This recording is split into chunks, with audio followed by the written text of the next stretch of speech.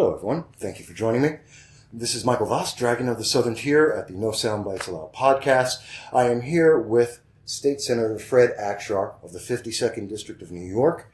We've been talking a little bit off the record, just about some of the issues personally. He is my state senator, and some of the issues that have been going on in the state government. But more importantly, we wanted to address a lot of what we were just saying and a lot of the things that we've been hearing in state government and from Governor Cuomo that are affecting everyone.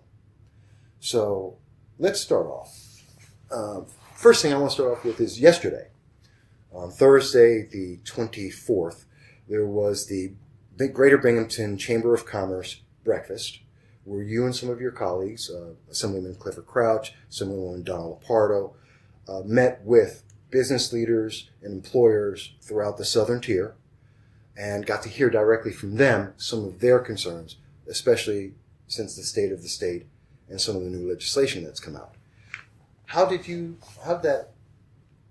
feel about that event? Well, I think the event, first and foremost, is good because it affords you an opportunity as an elected representative to get into a single room with many local business leaders and really hear directly from them. I go back often to our workers' comp reform. That was an issue that was driven by local business people right here in Senate District 52. It was driven from the ground, right? The people who are actually working in the business community every single day. So I think if we're going to be effective in terms of the public policy that we're putting forth or what we're advocating for in Albany, it's incredibly important for us to listen directly to the business owners. So generally speaking, I think that the recurring themes that we heard yesterday, a lot about workforce development, which I would like to think this community is doing their due diligence on. We have room to grow. We need to do a better job. You and I spoke off the record about some concerns that you have. But really, I think the issues of very high taxation and over-regulation continue to permeate almost every conversation that you're having. And unfortunately, in this year's State of the State address, we heard a lot about grandiose infrastructure projects that come with very, very high price tags. We heard about a $3 billion budget deficit. We heard that the only way that we can close that budget deficit is to impose revenue enhancers, is what the governor calls them. Yes. They're taxes and fees. So the governor in his proposal is suggesting increasing taxes and fees by $1.3 billion this year to close that budget deficit. So look, I've said this often, it bears repeating that people aren't fleeing this state because of the weather. Sure. They're not fleeing this state because of this thought that Washington is continuously assaulting us by the policy coming from Washington. I think it's really time for leaders in Albany, both in the Senate, the Assembly, and in the executive branch, to do a little bit of self-reflecting. People are leaving because we continue to put bad policies forth. We continue to close budget deficits by increasing taxes and fees. That's why people are leaving. Property taxes continue to be an issue that are at the forefront of everyone's mind. Yesterday, we had a lot of conversations with business owners about, just the crushing property tax burden here. And property tax was passed this week in the state Senate. Yeah. The Assembly is not as eager to do that. I think they have some concerns about it. Their concerns really are they have this tax and spend mentality. If we were limiting the amount of money we could tax somebody, why then we're limiting the amount of money we can spend? The property tax cap is proven to be beneficial to taxpayers throughout the state. However, the state government in Albany has not done their due diligence in terms of providing mandate relief. So I think if we're really going to control property taxes and then help localities and municipalities lower their property taxes, we should keep with our promise of providing mandate relief, and the governor hasn't done that. Well, that's an important issue, and we're seeing the result of not doing that in the exodus that we've seen. Officially, there's about 1.3 million people who have left New York State over the last 8 years. Unofficially, that number is closer to 2 million because not counting the inflow of refugees, illegal aliens, and low-income workers into the state. So we're seeing that disparity. And I know that was brought up in the conversations with the Chamber of Commerce and their concern of being able to benefit the employers, giving them the option to do more to expand businesses. Do you believe at this moment, from what you're hearing from the governor, that voice is being heard? No, look, I think it's very clear. It's been clear to me during my short tenure in the state Senate that we have all but abandoned Main Street New York. I use that term a lot, right? By Main Street New York, I mean the small business owners, right? The people who have 5 or 10 or 15 employees. We've all but abandoned them and made their life incredibly difficult. Look, I know I've said this to you before. I've said it publicly, and I firmly believe this, that it's not government's responsibility to create jobs. It's our responsibility to create an environment in which businesses can thrive and prosper on their own. You own a small restaurant with 10 employees, and we can make it a little bit easier for you to do business, right? Whether it be reducing your workers' compensation expenses, reducing your property taxes significantly, why then you have more capital in your business, right? You know how to thrive. You know how to prosper on your own. Right. Chances are, if you didn't have so much capital going out the door by way of your unemployment insurance and your workers' comp and your property taxes, chances are you would be able to offer your service at a reduced rate, maybe expand your business, hire people. So now instead of employing 10 people, maybe you employ 15, and instead of 15, it's 20. That is really the backbone, I think, of it should be the backbone of our economy. Look at this Amazon deal, right? Yeah. $3 billion. Ridiculous. $3 billion. And the governor said, well, we had to do that to compete. Well, if that doesn't send a very clear message about our misguided policies, I'm not entirely sure what would. And I think it sends a terrible message to the men and women who are small business owners who have been gutting it out, trying to make payroll, trying to pay their property taxes, that quite frankly, state government doesn't care about you.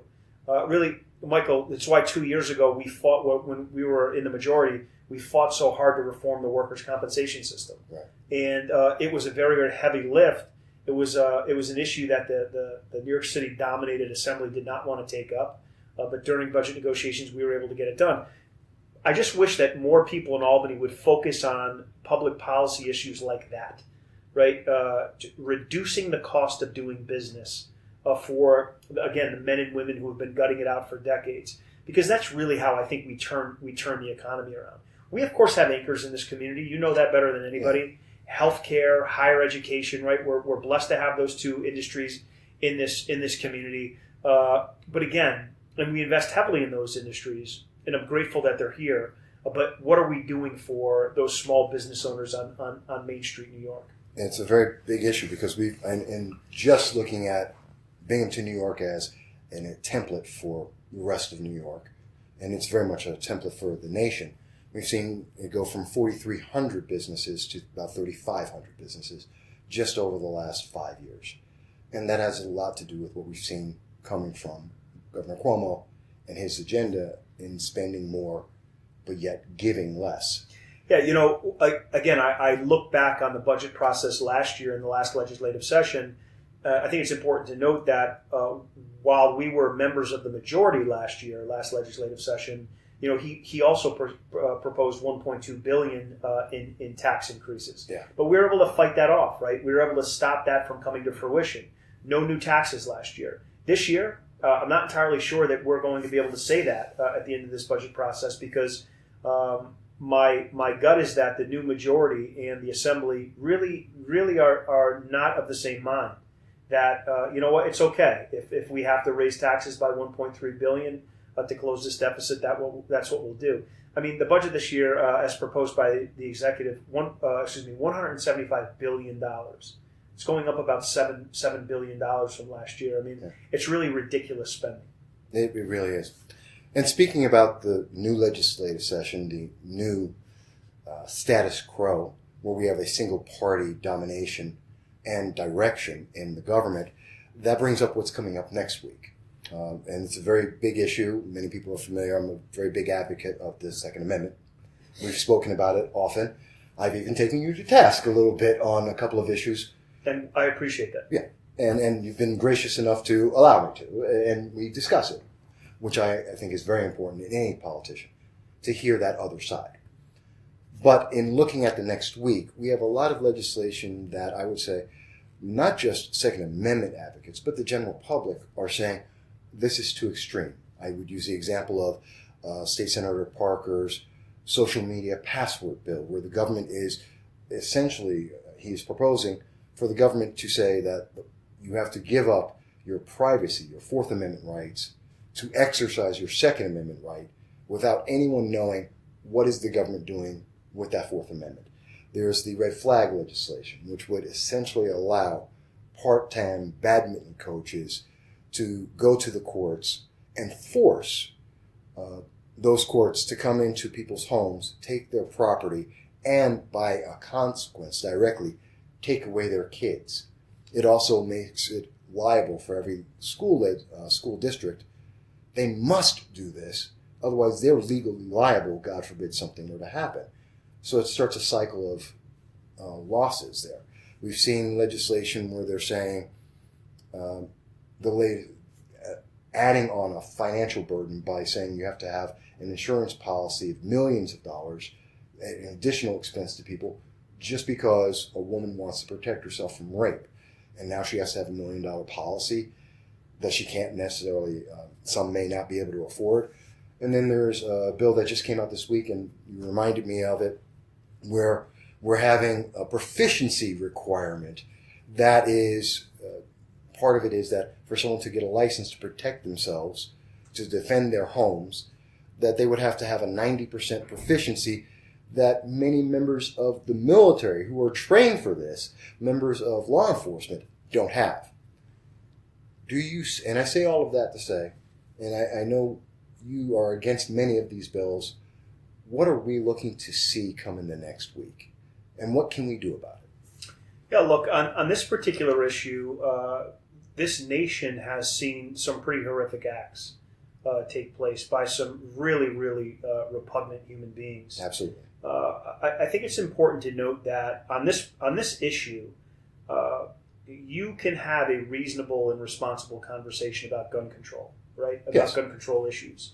But that doesn't mean that you have to make extreme decisions in having that conversation. And I think some of the proposals that you're seeing by members of the Democratic Party are just that. They're extreme. They really go too far. The red flag bill is a bill that I believe Senator Kavanaugh carried. The governor is pushing it very, very hard. I believe that we're going to see that legislation come forward next week. I agree with you on that. I think that that particular piece of legislation throws due process out the window, and it just simply goes too far. So here's where I am on this issue. It's really unfortunate, I think, because the gun control issue, I think, has polarized both political parties, right? Yes, I think a lot of people have kind of taken a couple of steps back towards their respective corners, dug in a little bit on the issue, and maybe have an unwillingness to have a conversation. The problem is that you can't start a conversation by proposing very extreme and radical pieces of legislation. That's never, ever going to start a conversation. Now, there are other issues that we spoke about earlier, the wait period, yes, the bump stock ban. I know the federal government is making moves, if they haven't done so already, on banning the bump stock under President Trump. Yes. I believe this He's issue is moving forward at the federal level. My fear is that the left they don't have a willingness to have that reasonable and responsible conversation, and they're just going to put forth this legislation, and then you're forced to make a decision, right? My hope on all of this gun control, all of these gun control issues, is that we don't see one big omnibus bill about gun control. If all of these issues are important to some respective member, right, some colleague of mine in the state Senate, they should really be putting those issues up separately to allow for robust discussion and debate on the particular issue, and then allow members to vote, on the issue in chief. Of that specific issue. The bill in chief it deals with the bump stock, right? Mm-hmm. Allow us to debate that particular issue. Let us have a discussion about that, and then let us make a decision collectively in our House, and then the Assembly can do whatever they want. But my sense is that we'll probably see those three issues this week. We'll probably see the bump stock issue, the red flag bill, and then the extended wait period from 3 days to 10 days. Okay. I think we'll probably see that. The Parker bills, I'm not entirely sure what Senator Parker is trying to accomplish. I believe that this issue of gun control is something that's important to him, but I also believe that he may be putting forth some of this legislation just so it engenders some type of conversation and puts him at the forefront or in the spotlight on some of these issues because it works for his base. But look, that's detrimental to everyone to just do that. And to the process, though, and I think that's the point I make. Right, is that when I suggest that we have a reasonable and responsible conversation about this issue, when you're putting forth pieces of legislation like that that clearly have constitutional implications, right? That violate the Constitution of the United States, I don't know how you expect people to enter into or engage in a reasonable conversation about this. You've suddenly gone into a very difficult conversation because you're talking about rights that are absolutely guaranteed. And I think we were talking about this a little bit in discussing the 10-day wait period and whether that's a reasonable option. And the question came down, it's worthwhile to have that discussion. There is a real benefit that can be seen there. At the same time, it's a real impediment. Is it worth the exchange? And I think we can have, and we were having, off the record, we were personally having that conversation. I think that's a conversation that if the advocates against the Second Amendment were to have that publicly, we could have a reasonable debate. Maybe that answer is not 10 days, 7 days. Maybe it's 5 days. Maybe it's 7. Maybe it's the full 10. But we can have that debate, and that's a reasonable debate that I think you can find compromise and understanding on, as opposed to where we're seeing the direction go right now. I believe has been more, and you may have heard this yourself in people contacting you, that it seems very oppressive, and it seems to be tone deaf to the opinion of 20% of the state. Is that something that you're hearing from your colleagues, or is that something that's coming just from the governor? No, I think it's fair to say that under this new majority, they are a very, very empowered group. They were a group of men and women who, believe very strongly in what they believe in, and in their mind, I think they feel that they have been oppressed for the last 10 years, since 2009 and 10 when they were in the majority. I say often that being a member of the majority was great because of the proactive things you could get done, right? Whether it be legislation or bringing funds home for particular projects. What was even more important, and I think even more valuable to the people that I represent here in Senate District 52, and globally speaking, the people of this great state, is the ridiculous policies that you were able to stop from actually coming to fruition. We were talking about gun control just a moment ago. In the Codes Committee meeting on Monday, this coming Monday, we're going to take up this legislation that you and I were just speaking of, specifically the three bills. But we're also going to take up this safe storage bill, right? That Senator Krueger has been pushing for years. That we've been able to stop from coming to fruition, right? This is the bill in which if you have a firearm, you have to take the magazine out of the firearm. You need to keep the magazine in one locked location, the gun in the other locked location. How are people supposed to protect themselves? How is the government supposed to know you've done it or not without invading your privacy to find it? I remember that bill because of that issue. It's very, very problematic. And again, my sense overall is that the left is unwilling to have conversations now because clearly they're in control of both houses, all of state government, right? Right. They have the executive and they have both the Assembly and the Senate, as you well know.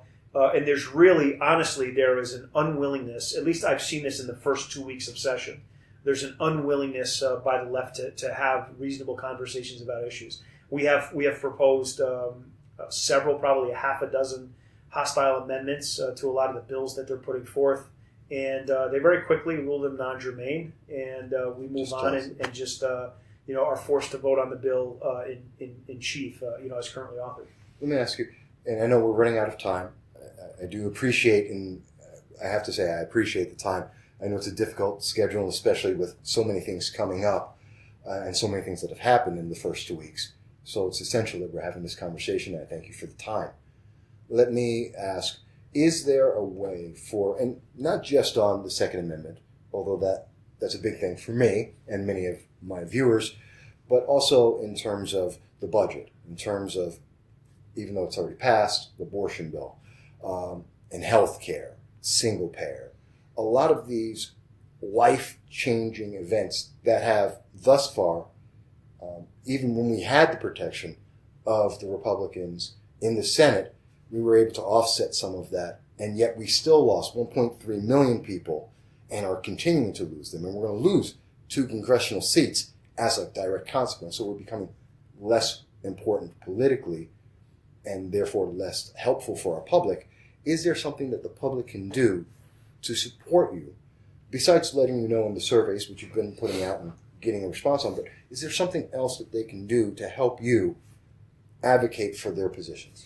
Yeah, look, I think it's important for us to continue to communicate, right? And we're trying very hard as a team here in this office to use every platform we possibly can to communicate with as many people as we can about these important issues, right? A lot of these social issues that we're dealing with now and we'll deal with in the first 90 or 100 days of this legislative session, we have engaged the constituency on. I have a general understanding of how the constituency feels about them. But listen, the more we hear from the people, the better suited I am. And look, I don't do these surveys to be a pest, right? No. When we do these surveys, I represent around 315,000 people. Do we get 300,000 responses? Of course not. No. But it's just one more way for me to engage the community about how they feel on a specific issue. And again, I have personal opinions about all of these issues. Well, you should, yes. Right? At the end of the day, I'm a human being. But also, most importantly, I was elected to represent the people here in this community. And it's really important for me to stay engaged and to hear from people, so I have a general idea about how they feel on an issue. Right? Every time I talk to somebody about an issue, it helps inform my decision when I have to make that on the floor of the Senate. And while we may be in the minority, and look, from my point of view, the crazy train has left the station. It's barreling down the tracks, and the new majority is hell-bent on passing their social issues as quickly as humanly possible, whether it be abortion, which was radical and barbaric, very, whether it be gender, whether it be all of the voting reforms, whether it be this gun stuff, whatever it may be, they're hell-bent on doing it because, again, you use the word oppressed, I use the word oppressed. I think they feel like they have been held back in terms of getting this stuff done, and they have, right? And I'm admitting that we used our time in the majority to stop this stuff from happening. So, at the very least, if I can't stop the bill from coming to fruition, I'm going to proudly stand up on that floor and speak on behalf of the people that I represent, because I think you would agree with me. I've spent the vast majority of my time in office in the community. Yes. With the community. No one can doubt that or question that. With the community. And when I'm with the community, I'm just not sitting at a table looking off into space. We're having meaningful conversations about a plethora of issues. And again, I tell people all the time when they call here, and the team does, even if we can't stop it from happening, I want you to know that we're going to fight like hell to ensure that people understand where we're coming from in this particular district. And I want to add this because I think it's important for your listeners. Shortly after Andrea Stewart-Cousins became the majority leader, yes, I penned an open letter to her. Mm-hmm. And first and foremost, congratulated her. Right. And I'll say this, as difficult as it was to lose the majority, witnessing her rise to power really was a significant event. First woman to become a majority leader. First African American woman to become a majority leader. I thought it was incredibly significant, and it certainly was telling about our state, right? About how large and diverse, and it was just it was a moment in time in which you could be sad with the fact that you were no longer a member of the majority, but to some degree smile internally and watch that take shape and take place. I penned that open letter to her because I thought it important to remind her that she's no longer only responsible to the people in Westchester County and the other parts of her district. She's responsible to the nearly 20 million people who live in this state. And for her to understand the struggle of all New Yorkers, it's important for her to travel. And, if I'm on the floor arguing that the Southern Tier community needs something, I want her to be able to go back in her mind and say, you know what, I was there. And I know what he was talking about. I understand the plight of the dairy industry and what they're going through in the Southern Tier of the state of New York. Or I understand the lack of good paying jobs, right? And I understand that these issues persist throughout the state. But nonetheless, I think it's really important for her and her team to come here and spend a couple of days. We'll pay for the hotels. I don't care. I just want her to come and spend some time here so she understands it. I know we're out of time, so I have just one final question, and then I thank you for that. When should we, as New Yorkers, expect that we're actually going to finally get a bill that actually has some importance or impact on us? Because all we've seen so far is a lot of social, political, partisan issues that will probably help Senator Kirsten Gillibrand and eventually, most likely, Governor Cuomo in their 2020 presidential aspirations. But I can't necessarily say, and I haven't heard, maybe you have, a lot of people say that it actually helps New York. When are we finally going to get a bill that actually helps New York? Yeah, I think it's a great question. It certainly hasn't come to date, and I'm not entirely sure when we'll get at that stuff, if we get at that stuff. And I think that's important for your listeners to understand.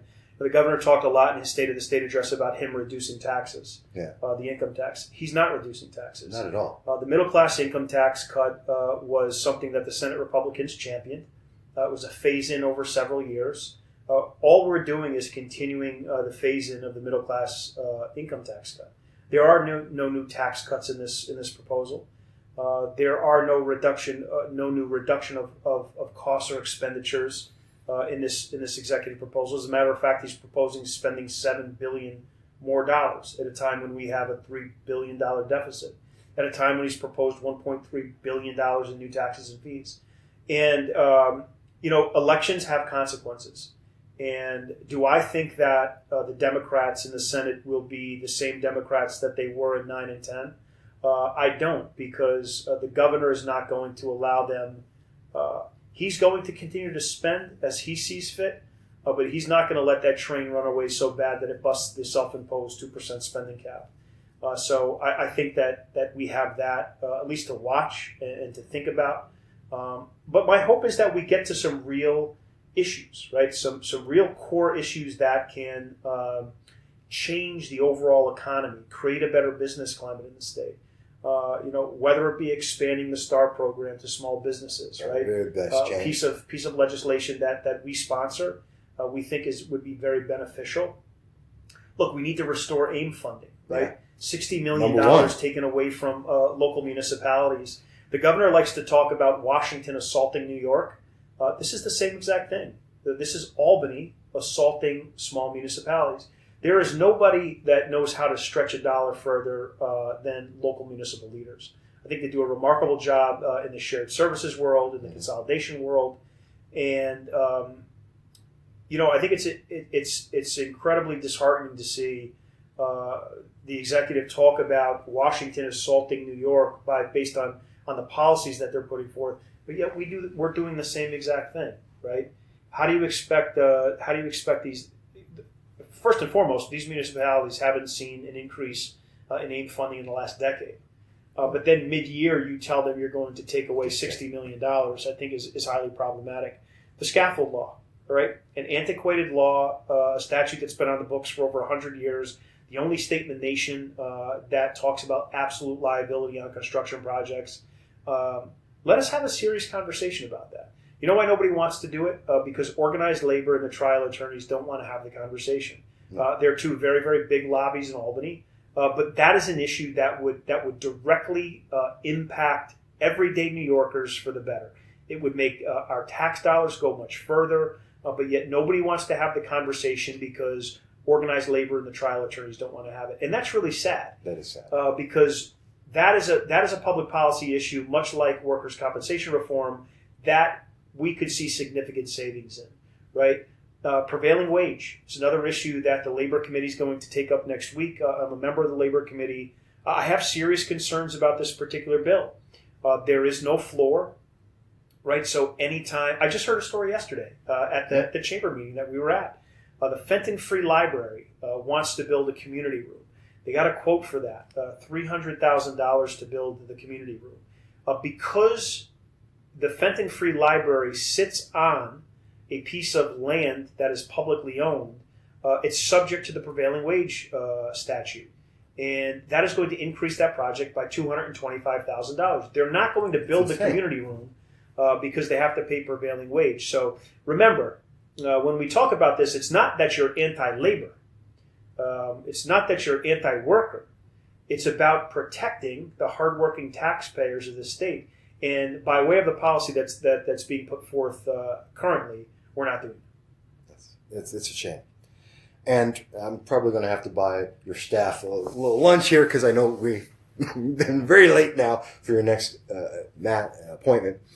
So I do want to thank you for the time. And I appreciate because you've always been very open with us and your staff has been very helpful every time we've asked a question. Got the best staff in the state senate. They do a great job. Every time I ask a question, they respond immediately. So I thank you for having them. And I thank you for taking the time to give us the extra time to have this conversation.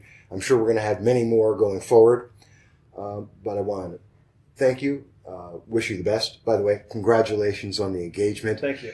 I did see that. It's great news. But other than that, I want to let you get back to the work for the people.